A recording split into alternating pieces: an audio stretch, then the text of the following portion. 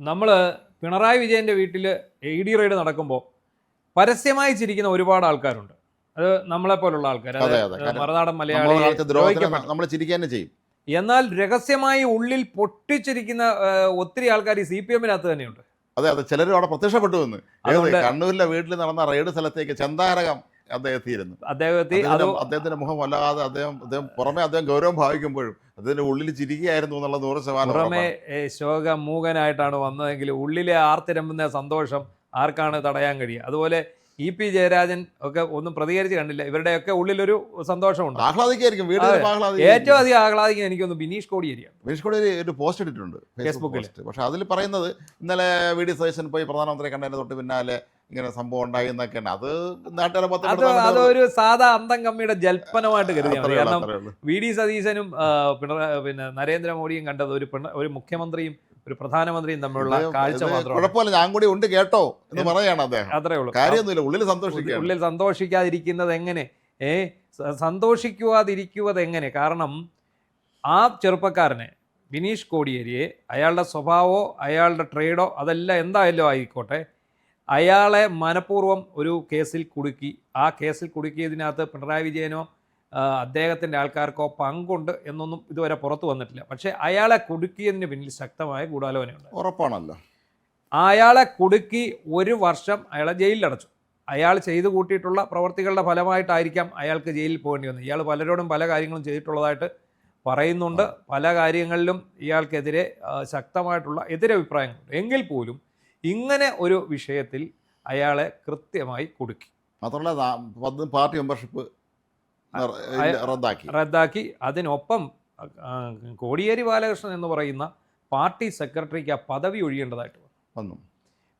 മകൻ ജയിലിൽ കഴിയുന്നു, അച്ഛൻ വേദനിച്ച് പുറത്ത് കിടന്ന് മരിക്കുന്നു. മാത്രമല്ല അദ്ദേഹത്തിന്റെ മൃതദേഹം പോലും AK സെന്ററിൽ കൊണ്ട് വെക്കാൻ സമയം അനുവദിച്ചില്ല. ഒരു വിലാപയാത്രയ്ക്ക് പോലും അവസരം കൊടുക്കാതെ ഇയാള് അത് സംസ്കരിക്കാൻ. കാരണം എന്താണ്? വിദേശത്ത് പോകണം. ഇയാൾ അടുത്ത ഫ്ലൈറ്റിന്, അല്ലെങ്കിൽ പേരക്കുട്ടി പണങ്ങും, പേരക്കുട്ടി റെഡിയായി നിൽക്കുകയാണ്, ഉടുപ്പ് കൊടുത്തിട്ട് പട്ടിയും തൂക്കി നിൽക്കുകയാണ്. ആ നേരത്താണ് കോടിയേരി മരിക്കുന്നത്. അടുത്ത ഫ്ലൈറ്റിന് അങ്ങ് പോയി നോർവേയിൽ. ഇതെല്ലാം മറന്നിട്ട് ബിനീഷ് കോടിയേരി പിണറായി വിജയനെ പിന്തുണയ്ക്കും എന്ന് നിങ്ങൾ ആരെങ്കിലും കരുതുന്നോ? സാമാന്യ ബുദ്ധിയുള്ള ആരെങ്കിലും കരുതുന്നു? മാത്രമല്ല TK ഗോവിന്ദൻ കോടിയേരിയുടെ വീട്ടിൽ പോയ ദിവസം നമുക്ക് ഓർമ്മയുണ്ടല്ലോ. അന്ന് കോടിയേരിയുടെ ഭാര്യയും ബിനീഷ് കോടിയേരി ഉൾപ്പെടെ സ്വീകരിച്ചത്. അത് മാത്രമല്ല, ഇങ്ങനെ ഒരു മനുഷ്യൻ ഇവിടെ ഉണ്ടായിരുന്നു പാർട്ടി സെക്രട്ടറി. തെരഞ്ഞെടുപ്പ് തോൽവി കഴിഞ്ഞപ്പോൾ ബിനീഷ് കോടിയേരി പോസ്റ്റ് ഇട്ടു. അതിന് പിന്നാലെയാണ് TK ഗോവിന്ദൻ ആ വീട്ടിൽ ചെല്ലുമ്പോൾ ബിനീഷും അമ്മയും അടക്കം സ്വീകരിച്ചു എന്ന് മാത്രമല്ല, അവർ ശക്തമായ ഭാഷയിൽ പ്രതികരിക്കുകയും ചെയ്തു. എന്റെ വീട്ടിൽ കോടിയേരിയുടെ വീടാണ്, ഇവിടെ ആർക്കും വരാം, ഇവിടെ അങ്ങനെ ഒരു പ്രശ്നവുമില്ല, ആർക്കും വേണമെങ്കിലും കടന്നു വരാം. കോടിയേരിയെ സ്നേഹിക്കുന്ന ആർക്കും ഇവിടെ വരാം. അങ്ങനെ വന്നവരാണ് അവർ. കുലംകുത്തികളാണെന്ന് എനിക്ക് തോന്നുന്നില്ല. മാത്രമല്ല, ആരുടെ ഔദാര്യത്തിലല്ല ഞാൻ ജീവിക്കുന്നത്, മറ്റുള്ളവർ പറയുന്ന പോലെയല്ല. അതായത് ശക്തമായ ഒരു നിലപാട് അവരെടുക്കുകയുണ്ടായി. എന്തായിരുന്നു ശരിക്കും അത് സംഭവിച്ചത്? ഈ വിനോദിനി കോടിയേരി ബാലകൃഷ്ണൻ എന്ന് പറയുന്ന AV രാജഗോപാലൻ എന്ന CPM-ന്റെ നേരത്തെ MLA കാരൻ വലിയ നേതാവിൻ്റെ മകൾ തന്നെയാണ്. അവർക്ക് രാഷ്ട്രീയ പാരമ്പര്യമുള്ള കുടുംബത്തിൽ ഒന്ന് വന്ന ആൾ തന്നെയാണ് അവർ. അതുകൊണ്ട് ഇവരെ രാഷ്ട്രീയം പഠിപ്പിക്കാൻ അങ്ങോട്ട് ചെല്ലേണ്ട കാര്യമില്ല. ഏതായാലും അവർ ഉറച്ച നിലപാടെടുത്തു. ഇനി നമ്മൾ നോക്കേണ്ട പാവം ചെന്താരകത്തിൻ്റെ കാര്യമാണ്. അതെ, ഒരു മനുഷ്യനെ ഇവിടുത്തെ CPM-ന്റെ ഏറ്റവും ഉന്നതമായ പദവിയിൽ എത്തേണ്ട ഒരാളിനെ ഇമാതിരി ചവിട്ടിക്കൂട്ടുക എന്ന് പറഞ്ഞാൽ അത് വളരെ വിചിത്രമായൊരു കാര്യം. ചെന്താരകത്തെ അതിനകത്ത് P ജയരാജനെ മാത്രമല്ലല്ലോ, EP ജയരാജനെ ഒതുക്കിയില്ലേ? EP-യെ ഒതുക്കി. EP പാർട്ടി വിട്ടു പോകാൻ വരെ റെഡിയായിട്ട് നിൽക്കുകയായിരുന്നു. KK ശൈലജ ഒതുക്കിയില്ലേ? ഒതുക്കി. കണ്ണൂരിൽ നിന്ന് ഉയർന്നു വരാൻ സാധ്യതയുള്ള, ഇയാൾക്ക് ബദലായിട്ട് ഉയർന്നു വരാൻ സാധ്യത ഷംസീറിനെ, TV രാജേഷിനെ എല്ലാം ഇവർ ഒതുക്കി. KK രാഗേഷ്, MP രാജേഷും ഒക്കെ ഉള്ളൂ. അയാൾ വേറെ ഏതെങ്കിലും ജില്ലയിൽ പഞ്ചായത്ത് ഇലക്ഷൻ 10 വോട്ട് കിട്ടൂല. അതെ. അപ്പോൾ എന്തായിരുന്നു അതിൻ്റെ കാര്യം? ഷംസീർ മന്ത്രിയാകേണ്ട ഷംസീറിൻ്റെ മന്ത്രിസ്ഥാനമാണ് തട്ടിയെടുത്ത് മരുമകന് കൊടുത്തു, പൊതുമരാമത്ത് മന്ത്രി. അടുത്ത മന്ത്രിസഭ, 3ാം മന്ത്രിസഭ വരുമ്പോൾ വീണ്ടും അവകാശവാദം ഉന്നയിക്കുമോ എന്ന് പേടിച്ചാണ് സീറ്റ് നിഷേധിച്ചത്. അല്ല, 3ാം മന്ത്രിസഭ വരുമ്പോൾ ധനമന്ത്രിയാക്കാനോ ആഭ്യന്തരമന്ത്രിയാക്കാനോ ആണ് വെച്ചിരുന്നത് മുഹമ്മദ് റിയാസ്. അത് മനുവാന അല്ല, ഇദ്ദേഹത്തിന് നമ്മുടെ ഷംസീറിനെ വെട്ടി അതിന്റെ ഭാഗമായി അയാൾക്ക് സീറ്റ് കൊടുത്തില്ലല്ലോ. സീറ്റേ കൊടുത്തില്ല, അയാൾക്ക് സീറ്റ് കൊടുത്തില്ല. അയാളുടെ സീറ്റായിരുന്നു തലശ്ശേരി അല്ലേ? തലശ്ശേരി കാരായി രാജന് കൊടുത്തു. അപ്പോൾ അവരെ ജയിപ്പിച്ചെടുക്കാൻ വേണ്ടി. അതുപോലെ നമ്മുടെ ശൈലജ, KK ശൈലജയെ ഇല്ലായ്മ ചെയ്തു എന്ന് പറഞ്ഞാൽ അവരുടെ സീറ്റായിട്ടുള്ള ഇത് അവർ മത്സരിച്ചിരുന്ന സീറ്റ് മാറ്റിയിട്ട് അവരെ കൊണ്ടുവന്ന് തോക്കാനുള്ള സീറ്റ് നിർത്തി. അതാണ് നമ്മുടെ KPC പ്രസിഡന്റിനെതിരെ കൊണ്ട് പേരാവൂരിക്കൊണ്ട് നിർത്തി. അപ്പോൾ അങ്ങനെ അവരെ ഇല്ലായ്മ ചെയ്തു. തനിക്കെതിരെ ഉയർന്നു വരാൻ സാധ്യതയുണ്ടായിരുന്ന ആദ്യ വ്യക്തിത്വം കോടിയേരി ബാലകൃഷ്ണൻ. തനിക്കെതിരെ ഉയരുന്നല്ല, രണ്ടാം പിണറായി സർക്കാർ അല്ലായിരുന്നു ഉണ്ടാകാൻ പോകുന്നത്, രണ്ടാമതുണ്ടായിരുന്ന കോടിയേരി ബാലകൃഷ്ണൻ മുഖ്യമന്ത്രിയാകേണ്ട മാന്യമായ രീതിയിൽ കോടിയേരിയാണ് മുഖ്യമന്ത്രി ആകേണ്ട ഒരു അവസരമായിരുന്നു. അതിനുവേണ്ടിയാണ് അന്ന് ഈ ചെറുപ്പക്കാരനെ കുടുക്കിയത്. അത് സത്യസന്ധമായിട്ട് പറഞ്ഞാൽ ഉറപ്പായിട്ടും അയാളെ കുടുക്കിയതാണ്. ഇയാൾ പല ബന്ധങ്ങൾ ഉപയോഗിച്ചാണ് അത് അതിൽ പി ജയരാജന്റെ കാര്യം പറയുമ്പോൾ നമ്മൾ ഓർക്കേണ്ട കാര്യം, പി ജയരാജൻ ഇത്രയും ആരാധകർ വന്നപ്പോൾ വ്യക്തി പൂജ പാടില്ല എന്ന് പിണറായി ആജ്ഞാപിച്ചിട്ടുണ്ട്.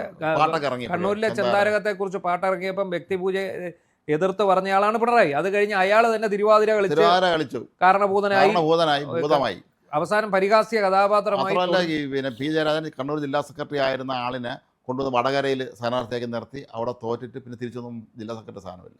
എം പി ജയരാജൻ പോയി തോറ്റപ്പോൾ വേണ്ടി തിരിച്ച് സെക്രട്ടറി സ്ഥാനം കൊടുത്തു. അതെ, പി ജയരാജന് അതും കൊടുത്തില്ല. അതുപോലെ ഇ പി ജയരാജനെ മന്ത്രിസ്ഥാനത്തുനിന്ന് നീക്കിയില്ലേ, ബന്ധു നിയമനത്തിന്റെ പേരിൽ നീക്കി. അവസാനം കട്ടൻ ചായം പരിപ്പോടെ എന്ന് പറഞ്ഞ് പാവം പിടിച്ചവൻ്റെ ഒരു ആത്മകഥ എഴുതി, അതും വിവാദമാക്കി. അതെല്ലാം പുറത്തു. എന്താണ് ശരിക്കും പിണറായി എന്ന് പറയുന്ന ഒരാൾ എത്രമാത്രം വലിയൊരു ഭീകരനായിരുന്നു എന്ന് തിരിച്ചറിഞ്ഞവരാണ് ഇവരൊക്കെ. നമ്മൾ കൊണ്ടൊരു കവിത പഠിച്ചിട്ടുണ്ട്, ഞാനൊഴിഞ്ഞുണ്ടോ രാമനെ ത്രിഭുവനത്തിങ്കൽ എന്ന് പണ്ട് ഒരാൾ പറയും. അതുപോലത്തെ ഒരു അവസ്ഥ പരശുരാമനെ ഒറ്റ പറയുന്നത്. അപ്പൊ ആ അവസ്ഥയാണ്, ഞാനാണ് ഇവിടുത്തെ ആള്, ഞാൻ തന്നെ ഉള്ളൂ. അല്ല, അത്രേ ഉള്ളൂ. ഇപ്പോഴും അതെ. ഇപ്പോഴും നോക്കുക, ഈ റെയ്ഡ് നടക്കുന്നു. 12 സ്ഥലങ്ങളിലാണ് റെയ്ഡ് നടക്കുന്നത്. കേരളത്തിനകത്തും പുറത്തുമായിട്ട്, ബാംഗ്ലൂരിലും എല്ലാം റെയ്ഡ് നടക്കുന്നുണ്ട്. ഈ അകത്തും പുറത്തുമായിട്ട് റെയ്ഡ് നടക്കുന്നത്. എന്തിനാണ് റെയ്ഡ് നടക്കുന്നത്? ഇല്ലാത്ത കമ്പനിയുടെ പേരിൽ, അതായത് ഒരു തട്ടിക്കൂട്ട് കമ്പനിയുടെ പേരിൽ കോടികൾ മാസപ്പടി വാങ്ങിയതിനാണ് റെയ്ഡ് നടക്കുന്നത്. ആരാണ് വാങ്ങിയത്?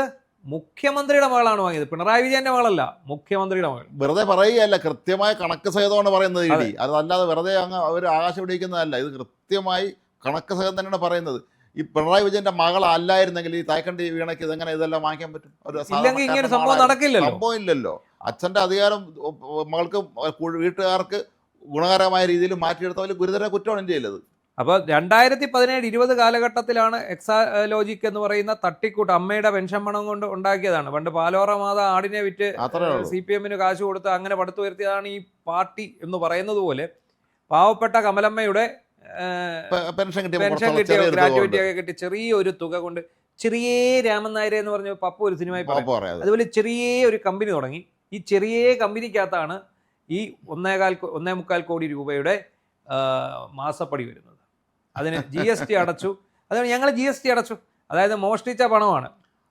അല്ല, അത് TK Govindan, V Kunhikrishnan, G Sudhakaran, പിന്നെ അതുപോലെ PK ശശി തുടങ്ങിയ ഒരുപാട് പേര്, ഐഷ പോറ്റി തുടങ്ങിയ ഒരുപാട് പേര് ആഹ്ലാദിക്കും.